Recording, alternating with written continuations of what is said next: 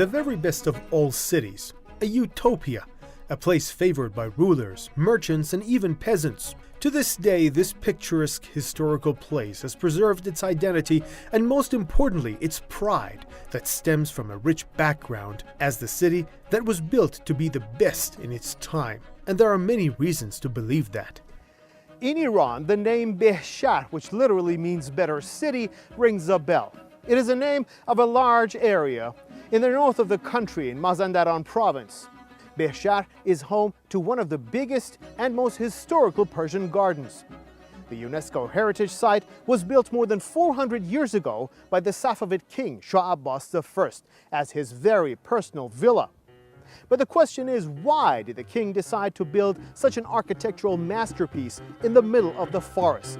A villa, a Persian garden in the middle of a forest. پاسخ این سوال برمیگرده به تصمیمی که شاه عباس اول در سال 1021 هجری قمری مبنی بر ساخت شهر اشرف البلاد میگیره و در کنار اون باغ شهر باغ عباس‌آباد بهشهر رو به عنوان یک باغ کاملا خصوصی بنا میکنه.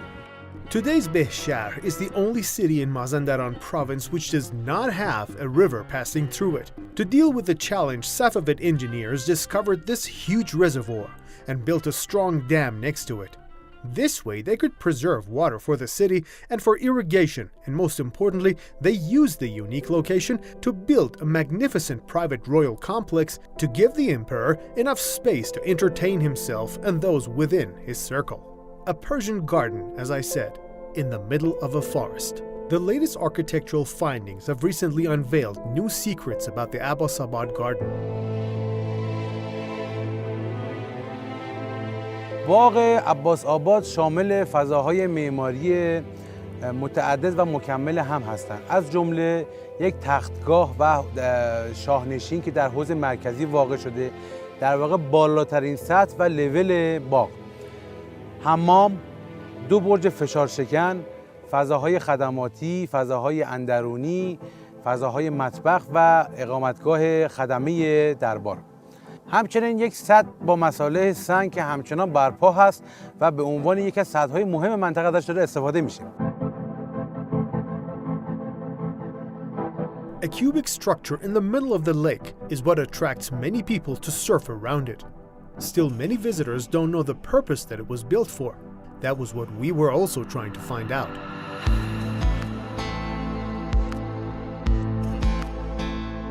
We were given very rare access, special permission to enter this ark only once to see what's going on inside it. Well, firstly, it's made of bricks and also a very special kind of binding material known as saruj, a traditional combination of different substances which is much stronger than concrete. Of course, in addition to its beauty, the building had different tasks and responsibilities.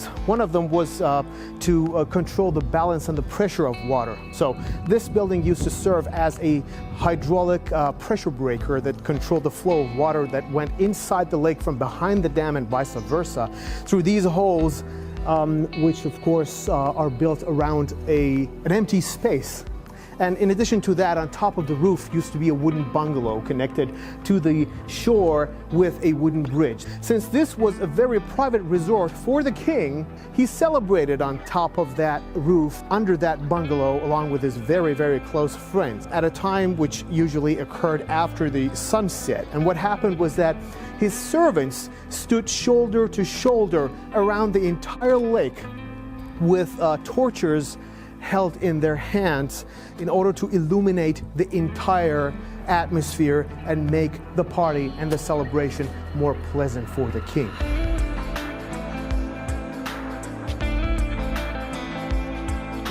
The Persian garden is defined as the manifestation of paradise on earth, and water was an outstanding element that gave life to that paradise.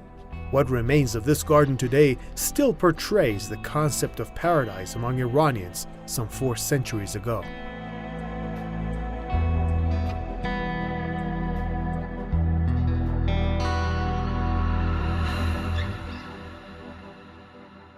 Amir Mehdi Kazemi for Iran.